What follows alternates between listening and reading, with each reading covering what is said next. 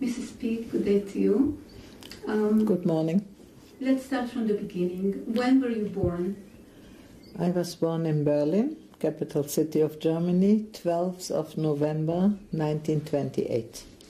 And did you live in Berlin the whole time, or your family? We stayed till Hitler came to power in 1933. And when I was 4 years and a quarter or about, we left for first England. We didn't stay in England and we went to Holland. Could you please tell me about your family? Who, the name of your father, please? My father's name was Hans Goslar. And my mother's name was Ruth Yehudit Klee. Goslar born Klee. And what did your father do in Germany before you left? My father was from profession economist, but he worked in the German government. He was one of the 2 highest Jewish officials. He was an advisor to the Minister of Domestic Affairs. In Germany you call it Ministerialrat.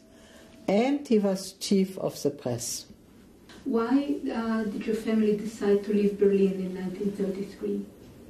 When Hitler came to power, the whole government had to step down, and then they decided, the Nazis, whom they take back, and Jewish people they didn't take back, and then my father took my mother and me, and we went to England. How long did you stay in England? Only several months. We went to Holland. We arrived in this huge camp, and we got 20 barracks all at the end, and behind us this open field. And one barrack of the 20 was already full.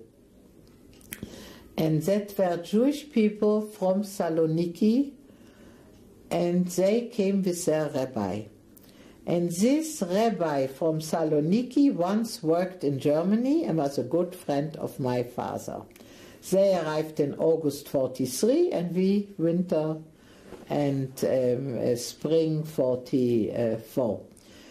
And when this rabbi saw my father, he asked, "Where is your wife?" "I have no wife." "And what about this sick little girl?"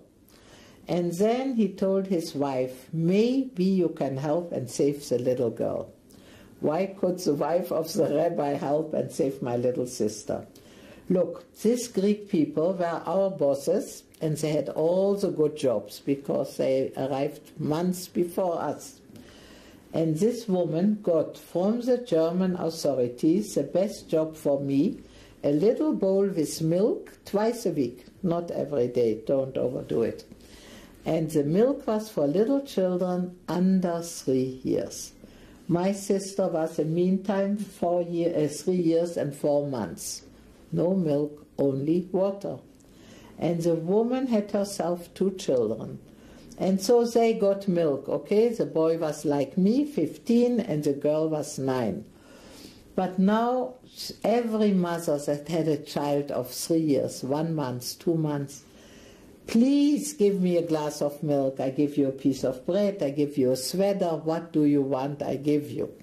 And I never had something to give her. She even died later here in the country. She survived. I even didn't know. I didn't know she was in Tel Aviv living. And her children survived also, the rabbi not. But, you know, she really tried to give my sister, the last month there was no milk anymore. But even 10, 11 months, my little sister got twice a week a glass of milk. That was the difference between dead and living. To get only water, such a little weak girl after operation, she never would have made it. Do you remember her name? Rabbi Koretz. And his wife? I don't know. I never knew her name.